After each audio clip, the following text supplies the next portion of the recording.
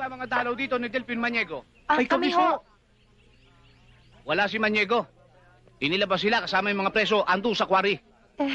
Hindi ho ba araw ng dalaw ngayon? Oo nga, pero paminsan-minsan, inilalabas sila pinagtatrabaho. Hindi naman pwedeng maghapon silang nakahilata sa selda. Mama, baka naman ho, pwede na lang namin siyang dalawin sa quarry. Kasi ho, malayo pang pinanggalingan namin eh. Naku, hindi pwede. Hindi sila pwedeng istorbo yun doon. Nakalabas ang mga yun, baka mamaya magkaroon ng riot, pananagutan ko pa kayo. Kung ganun ho, hihintayin na lang ho namin siya. Naku, matatagalan siya. Mainip lang kayo. Kung gusto nyo, iwan nyo na lang yung para sa kanya. Georgia, bumalik na lang tayo sa ibang araw. Gagabihin tayo pag-uwi. Mamang pulis, pakibigay lang po ito kay Delphin. Oo, sige. Kasi sabi lang na dumalaw kami. Sandali lang ho, ito rin ho, pakibigay lang ho sa kanya ho.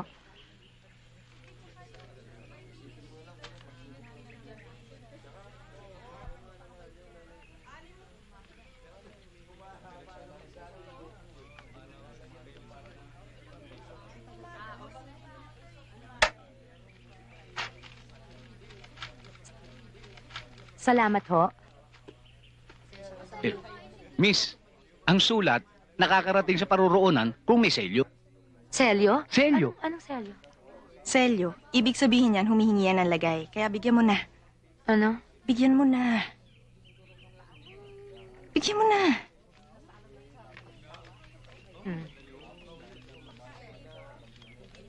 Miss, mas mabilis kung gagawin yung kulay ube ang selyo. Gusto mo bang special delivery? 2 ube, mabilis na mabilis. Aba, sumusobra na to. Alam mo, masama umiinit ang ulo. Ano? Oh, ayan na, oh. Hindi na makakarating. O, sandali. Bigyan mo na. Sandali, ha? Sandali lang. O, 1, 2. Pakisigurado mo lang na makakarating, ha? Mabilis na mabilis ho.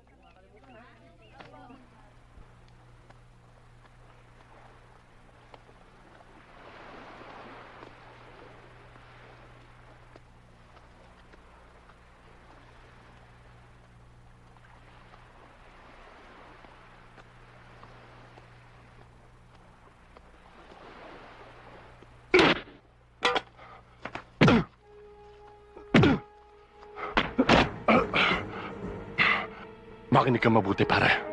Kinakailangan tumakas ka ngayong gabi. Ililipat ka ng monte bukas o sa Makalawa. May tao na nag-aabang sa'yo doon. Tiyak, titikukin ka. Pare, Ano yun?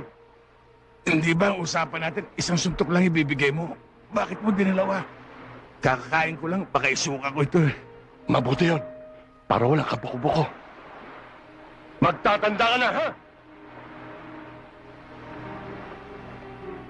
Wala ngang kabuko-buko.